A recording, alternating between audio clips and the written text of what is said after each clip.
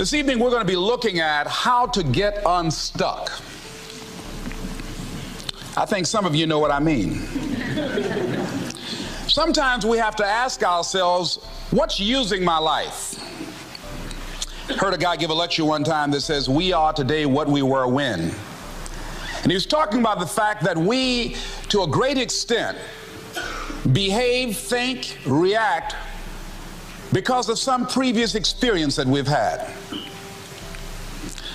One of the things that we know about life is that it is always changing. Sometimes you're up, sometimes you're down. Sometimes things go real well, and sometimes they don't. Sometimes you're happy, and sometimes you're sad. Now that's that thing called life. And when we begin to understand and know that, accepting that reality that we will never ever have things just on an even keel all the time, that you're going to have some ups and you're going to have some downs, but during those down moments, that's where the growth takes place. That's where the work is. See, anybody can feel good when they have their health, their bills are paid, they have happy relationships, the children are acting normal, business is successful. Anybody could be positive then. Anybody can have a larger vision then. Anybody can have faith under those kinds of circumstances. Am I correct? Yes. See, but the real challenge of growth, mentally, emotionally, and spiritually, comes when you get knocked down. Somebody said that adversity introduces a man to himself or a woman. How you handle it, that's where the growth takes place. When I was facing some challenges, I had a guy say something to me, and I suggest this is one of the first things that you want to do when you're facing a challenge. You want to get unstuck. Evaluate where you are. Look at it. Assess yourself. Assess yourself and assess the situation. What brought you there? What role did you play? Earl Nightingale had a saying I like. He said, all of us are self-made, but only the successful will admit it.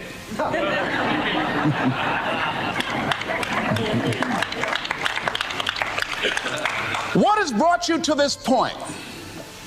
What did you learn from it? Are you learning anything, or are you doing it over and over and over again? Somebody said that insanity is doing the same thing in the same way, expecting a different outcome. Are you going through it, or are you growing through it? Are you bigger and better because of it? Because it's not going to leave you until you grow through it. I was going through a major challenge in my life that was wearing me out, that was using me. And one of my students told me in a class that I was teaching, Lessons in Truth, she said, Les, until you handle it with grace, it will stay in your face. And it stayed there a long time. The challenges of life. How do we get stuck? A friend of mine went through a divorce.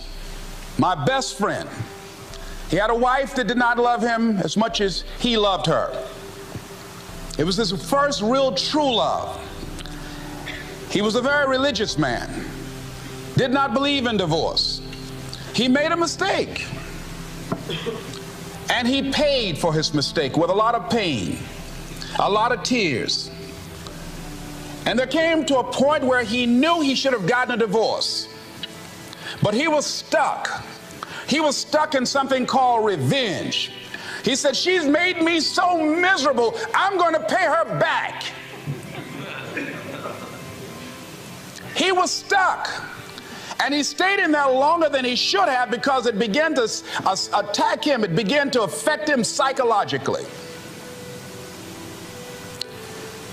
And as a result of that, when he eventually did get a divorce, he took that same attitude to other relationships, looking for something to go wrong. He was burned so badly, he did not want to risk pain again. He was going in relationships trying to avoid pain. When it became too close, he would do something to make sure the relationship did not work. He would always try and find something wrong with the person, because there are no perfect people. So if you look for it, you can find it. He was stuck in revenge. Another friend of mine working on a job, loved the company very much, expected to retire there. And one day they called him in the office, asked him for his badge and identification, called the security man up, walked into his desk, told him he was fired and he had to leave then. He was devastated. And if you came anywhere near him, he will tell you his story, as we all have stories.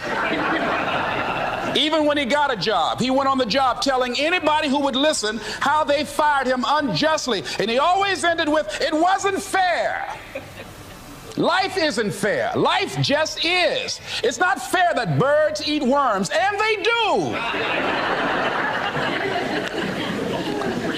So we can't even deal with what's fair. But he's stuck in the fact that it's not fair. I don't deserve that. They were wrong. I used to be a state legislator in Columbus, Ohio. During the break, we used to go out on the front lawn of the Ohio legislature, at the Capitol there, and observe people as they came by. There was one particular person that all of us knew. The children, adults, everybody used to pick at him when he came by. We called him Chicken Man. He had a feather in his hat. He had a toy chicken on top of his car that he would drive around the area in downtown, blinking his lights and occasionally blowing his horn. When he got out of his car, he would walk downtown with a baby carriage with two little baby dolls in there and a picture of a woman.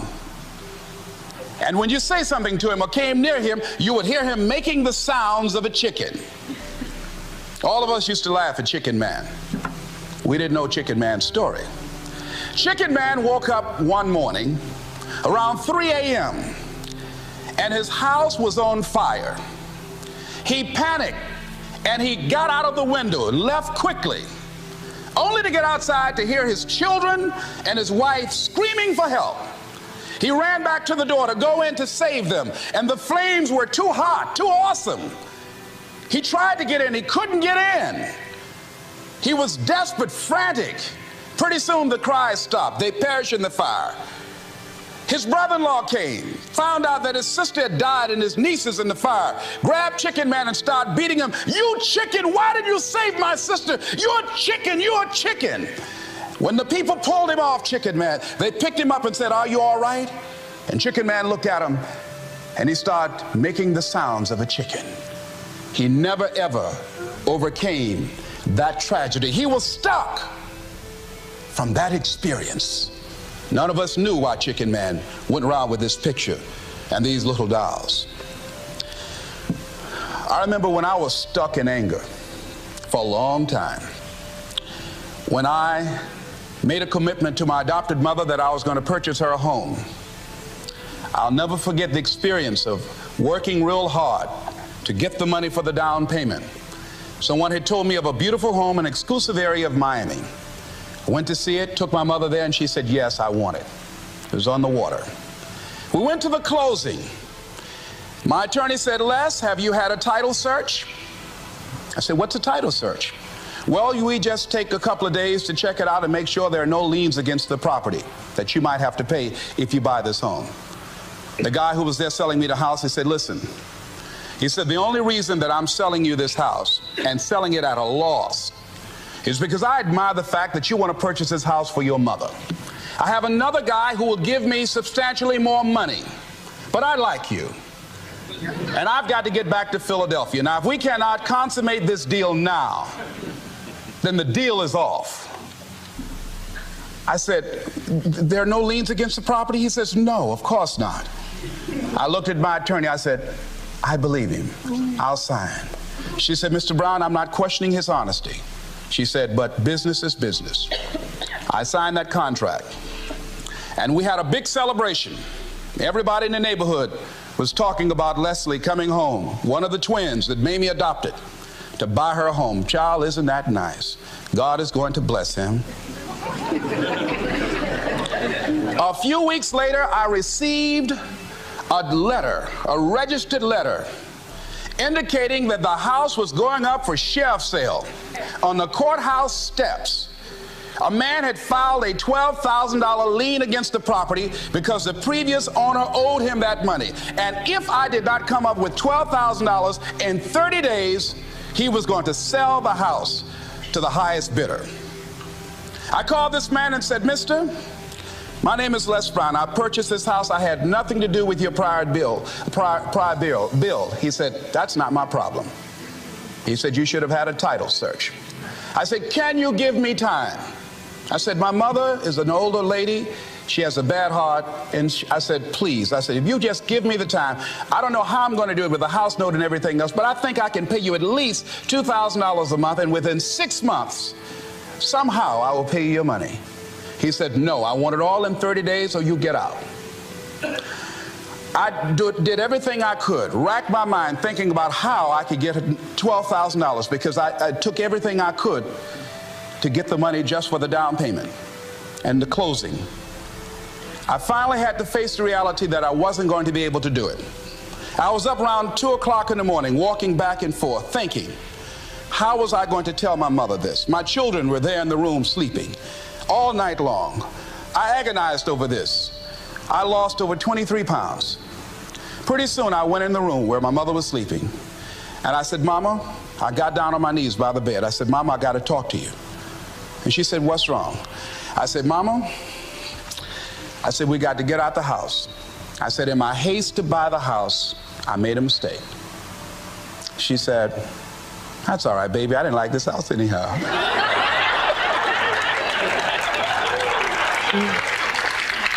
I said, "Mama, you told me you loved it.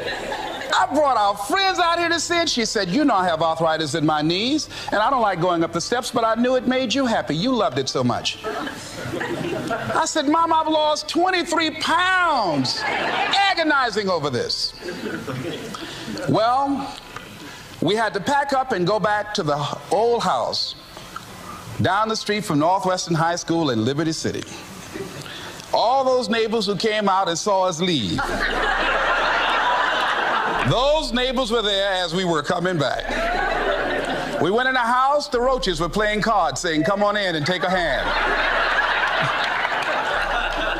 I was wiped out. I was embarrassed and humiliated. Words cannot encompass the symbolism of what I felt. I remember when I was unloading the furniture and I began to cry. My sister came by. "You know you didn't have any money to buy no house, Mr. Big Time. Hadn't given me a quarter. You know Mama got a bad heart, now y'all back where you belong." As I was crying and my head down, taking furniture in, my mama said, "Hold your head up." I said, "Mama," I just feel so bad about this, Mama. She said, "Hold your head up and dry your tears. You have nothing to be ashamed of." And I did, as we unloaded that furniture in that house. For several weeks, I was numb. I was immobilized with anger. If I had seen that guy, I was thinking about flying to Philadelphia. I had all kind of dreams about him. And I didn't want to hit this guy here. Hitting would have been too good for him. I just wanted to just grab him and just bite him. I just made him found him. They say, "Well, we found this guy just chewing on him." Beating would have been too good for him. I'd have just bit him every time he... I'd have been like a Doberman Pinscher. Yeah? The God would have said, "I thought I made everything, but I don't know where this came from." I was reading a book on forgiveness. And they had a line in there that says, "Forgive and grow." I had to let that luggage go. You see, your mind is you know, when you go into a service station to get gas, you don't go in there and just start pumping. When you push the lever up, it clears the previous bill. By the same token, if you want to begin to move, you've got to clear your mind of all the unnecessary luggage and baggage that's weighing us down. I couldn't move. I couldn't think about what am I going to do to get out of this situation, because I was so concerned about what happened and what he did to me and how bad it was. I was so stuck in that I couldn't even focus on what I should have done. Feeling sorry for myself and angry, and none of that was taking me anywhere. So pretty soon I learned through effort, made a conscious, deliberate, determined effort. I had to let it go. I had to forgive it. Let it go and begin to focus on developing myself. And I say to you, you're going to have people to do things to you. Things are going to happen to you. And the most important thing to do is to harness your will and let it go and move so you can grow, so you can get on with your life. It doesn't matter about what happens to you. What matters is, what are you going to do about it? Amen. What are you going to do now, Les? Huh? How long are you going to tell everybody at the bus stop and anybody who would stand and listen to you? How long are you going to repeat the same thing over and over and over and over and over again? How many times do we have to hear that? Don't go around telling people what your story is. Everybody has a story. 80% don't care and 20% glad it's you.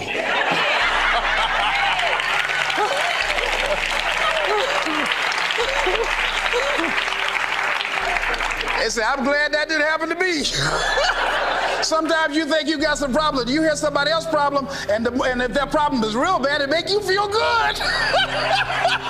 Am I right? All right.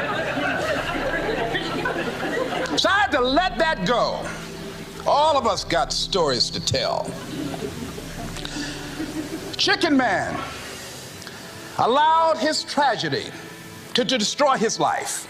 All of us have experienced some tragedy, and if we haven't, we will. And you can either let it destroy your life, or you can build upon it. You can permit it to let it hold you down, or you can decide, I'm not going to let that happen to me. I'm bigger than this. Make a declaration to yourself. Declare all-out war that you're going to get out of this rut. I don't care how good you are. I don't care how talented you are. I don't care how much you work on yourself. There are some times when things aren't going to go right. They just are not going to go right. There are times when anything that can happen will happen. Murphy's Law will be knocking at your door. Why? I don't know why. That's called life. And you have to deal with it. Sometimes your life will be in a slump, just like sports. Some of the best shooters can't hit baskets different times in games. They get in a slump. Do they sit on the sideline and say, I just didn't hit a basket today? No, they continue to execute. I suggest to you that if you are facing a challenge, don't stop. Stay busy. Work your plan. Continue to do those things that you know that work for you after you have evaluated yourself in the situation. Continue to move. Stay busy, stay busy, stay busy. Repeat after me. Help somebody. And help yourself. Because what you give is what you get. Find somebody that you can help so you can forget about you for a moment. See, sometimes the best thing to do is to be. Sometimes you have to just back up and go within yourself. A bow and arrow, you can't take a bow and just push it out an arrow. You just can't push the arrow out. You have to pull it back and then release it. Sometimes you have to back up and go within and pray and meditate and recharge your batteries. Go away, clear your head, and then come back and look at it from a different vantage point. Don't operate while you're under the spell or the effect of what's going on. Next thing is that you've got to activate the thinker in you. Don't allow your emotions to control you. We are emotional, but you want to begin to discipline your emotion. If you don't discipline and contain your emotions, they will use you. Your mind goes on automatic, just like a God. I loved reading the book called As a Man Thinketh by James Allen. He uses the analogy of the mind being like a garden. Weeds don't have to have any encouragement to grow. You don't have to water them. They don't have to get sunshine. They don't have to have fertile ground. They will grow through the cracks of a sidewalk. Am I right? But if you want to grow orchids or roses or any kind of exotic flowers, there are special processes and procedures you must go through. Well, by the same token, you don't have to force yourself or motivate yourself to think negatively, to be depressed, to hate somebody, to want revenge, to want to get back at somebody, to beat yourself up over the head, to feel loaded with guilt. You don't have to make any effort to do that. Your mind is on automatic. It will do that by itself. But if you want to begin to move into your own personal greatness, If you want to begin to really enjoy a happy, successful, healthy life, you've got to be willing to go against the tide. You've got to be willing to harness your will and say, in spite of this, I'm in control here. I'm not going to let this get me down. I'm not going to let this destroy me. I'm coming back, and I'll be stronger and better because of it. You have got to make a declaration that this is what you stand for. You're standing up for your dreams. You're standing up for peace of mind. You're standing up for health. You want it, and you're going to go all out to have it. It's not going to be easy. When you want to change, it's not easy. If it were in fact easy, everybody would do it. But if you're serious, you'll go all out. So yes, I'm going to turn this situation around. I'm not going to sit back and moan and cry over what happened and what went wrong and who did what.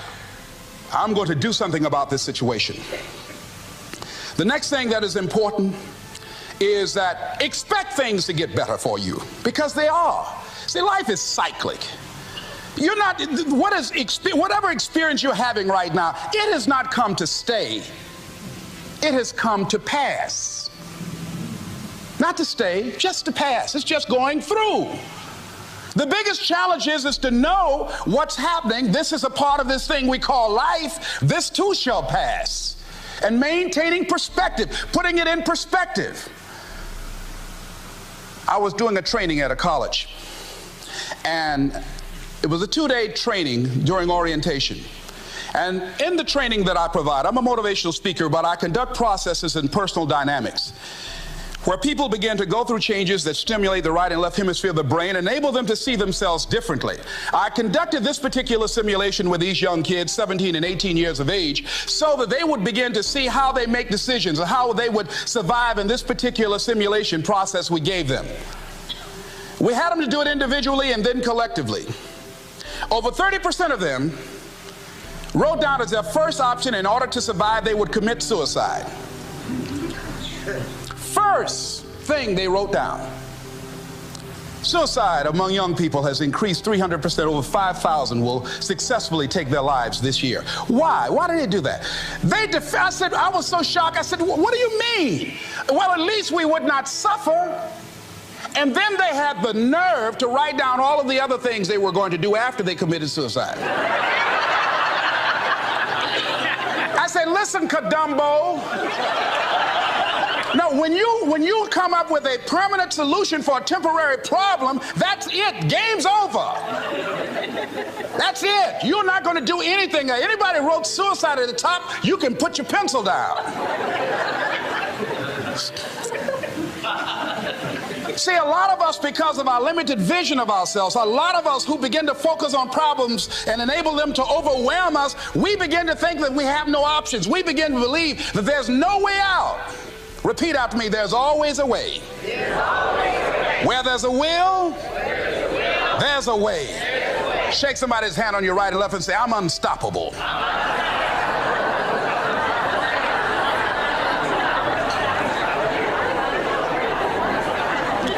You've got to make those kind of declarations to yourself.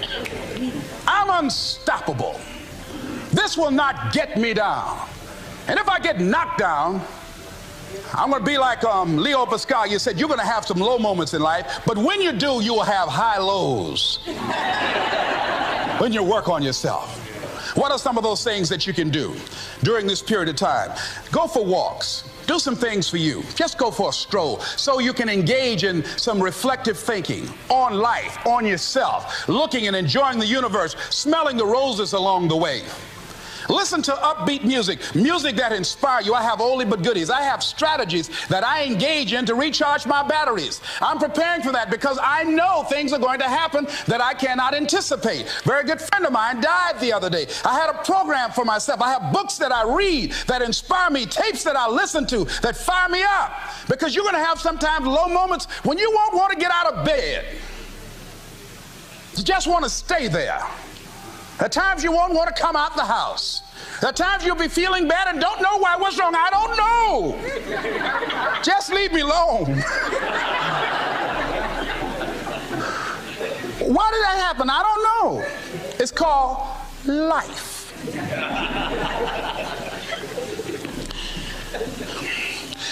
The other thing is, take full responsibility for your life.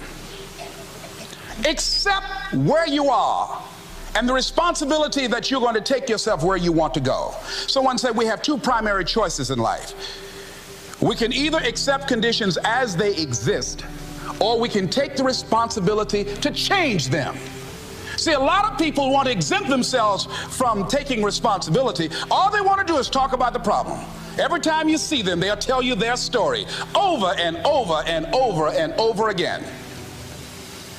No. You want to take responsibility for your life. I got me here, I can get me out of this.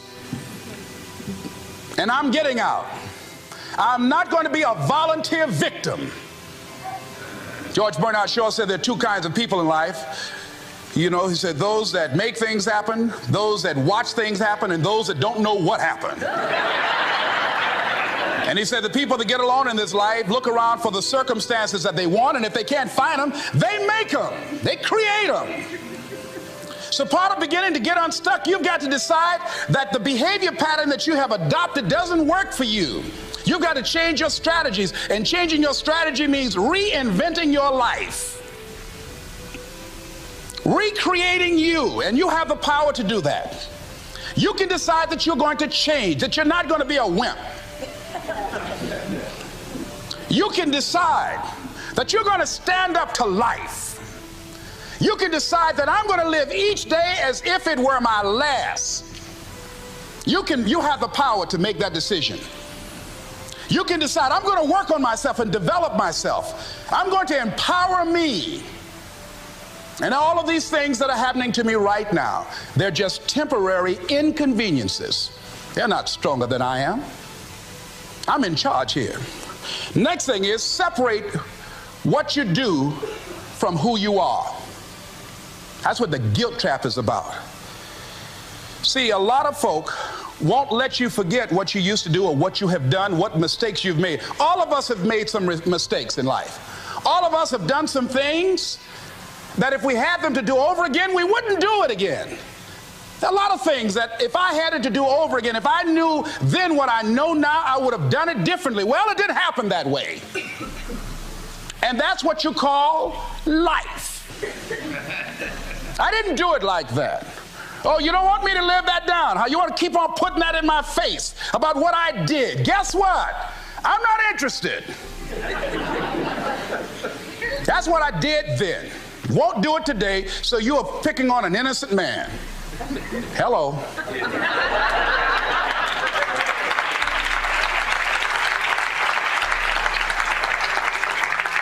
So as you're in the process of reinventing your life, write a description of the kind of person that you want to be.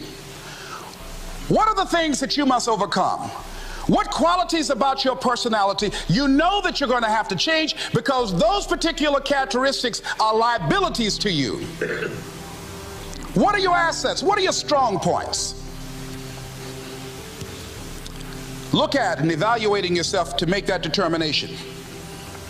Other thing is that in order to get out of a rut, we need some coaching. Find some trusted critics.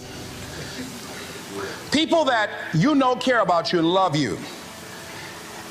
There's some things that keeps us from growing and getting out of ruts. Number one, we identify with feedback.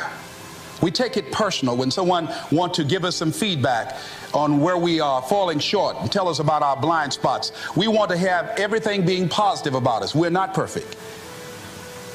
It hurts. I have a friend who's a trusted critic. I don't like him, but I love him. He doesn't tell me the things I want to hear. He tells me what I need to hear so I can grow. It hurts.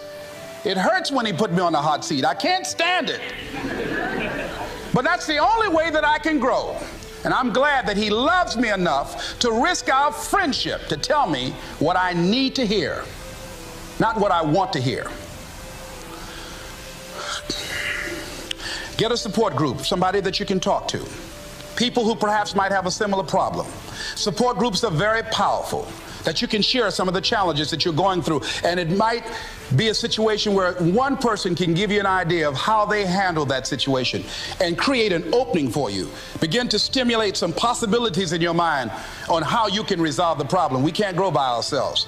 As I mentioned before, we grow from people and projects. The other thing is about life, when things happen to you, when you permit things to use you, you can't change the past, but you can interpret. You can reinterpret how you see it. For years, I was going around with a heavy load on my shoulders, feeling bad because I was adopted, doing interviews for adoption agencies and foster homes. And I was on television once, and I told these people in this particular interview that I was giving away my twin brother and I when we were 6 weeks of age. A friend of mine, fortunately, was listening to the program. And she said, Les, I'd like to have lunch with you. And so I went over to see her. She said, when a woman carries a baby for 9 months, feeling that life movement in her, it's automatic and natural for her to learn to love that baby, to expect it to come here when she bears the pain to bring it into the world. Your mother, Mamie Brown, when she came in to adopt you guys, she didn't go through that process. She looked at whoever your biological mother was and said, I'll take him. You weren't given away less. You were chosen with love.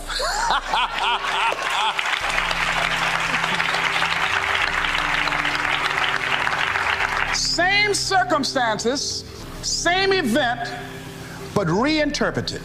An interpretation that empowers me. Am I making sense to you? Yeah. So when you begin to look at your past, give an interpretation that empowers you. That's where I used to be. That's not where I am now. I'm growing. Now I want you to think about, in your mind right now, think about some particular event or act in your life that you feel very bad about, that you really regret that took place. If you had to do over again, you would do it differently. With that there, I want you to see yourself in your mind's eye and say to yourself, I love myself unconditionally, and I forgive myself. If I knew better, I would have done better. I want you to think about somebody that caused you some pain, caused you some disappointment, somebody that you don't like. Let me tell you something about the mind, how it uses you. Tell you something super stupid that I used to do. Do you know for years I hated my mother and my father, whoever they were, because they gave me away as I thought at that point in time? And guess what? I didn't have any faces for the hatred because I never saw either one of them. And I said, I hate them for that. And then once I forgave them and said, it's okay, had they not given me away, I would have never been blessed to have the mother that I have, who to me is the greatest mother in the world. So the universe unfolds as it should.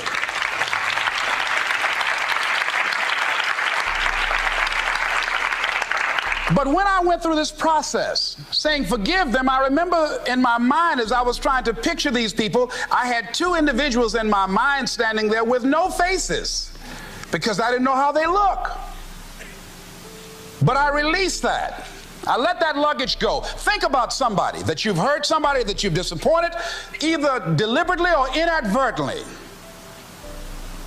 or someone that has hurt you deliberately or inadvertently. Think about them, somebody that you really, when you think about them, the room turns red. Look at them in your mind's eye and say, I forgive you. I forgive you unconditionally. Whew, boy, that's a heavy load to let off. When I thought about that guy, I said, wait a minute, I can't, no, you don't know what this guy did. This was my mama. You don't know what we went through. My student said, Les, forgive, let it go. If you want to be forgiven, you better forgive somebody. None of us are perfect. All of us have made some mistakes. And it wasn't easy. It's not easy forgiving, am I right? It's hard. See, everybody won't forgive. They say, I forgive, but I don't forget now.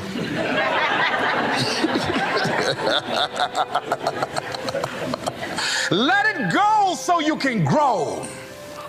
Let's get a little demonstration here. Throw it up on this side here, right? Demonstrate it like this. Let's go. I throw away negative thoughts. Revenge. Guilt. Anything that's been holding me back. Now with that right hand, let's bring something in. I bring in love. Peace of mind. Good relationships. Whole lot of money.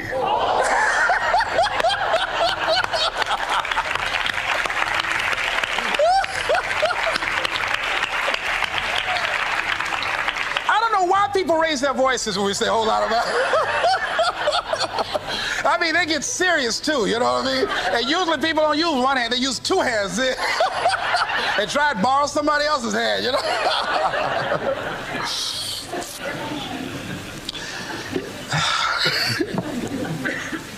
Reinterpreting our past. Understanding and knowing that we can move from where we are. That we can begin to design the kind of life that empowers us, that gives us happiness, that enable us to be on top of who we are. Knowing that as we begin to explore new horizons and new vistas in life, that as we begin to focus on developing ourselves, as we begin to elevate ourselves and not to follow the crowd, activating the thinker in us and disciplining and putting on hold the emotional part of ourselves. It's not easy, but through practice and practice and practice, practice makes what? Absolutely not. Dismantle that belief system. Practice makes improvement. You can always better your best. You can always go beyond anything that you have ever done. You'll never hit a state of perfection. You're always bigger than what you do. And so all you're looking for are new breakthroughs through practice and practice and practice. You'll get better and better and better. And there's still some things that will happen to you that will catch you on the blind side that you did not anticipate. You'll get knocked down, but you won't be knocked out. You'll be able to get to your feet again, be on the ropes, but you'll have a fast recovery rate when you work on yourself.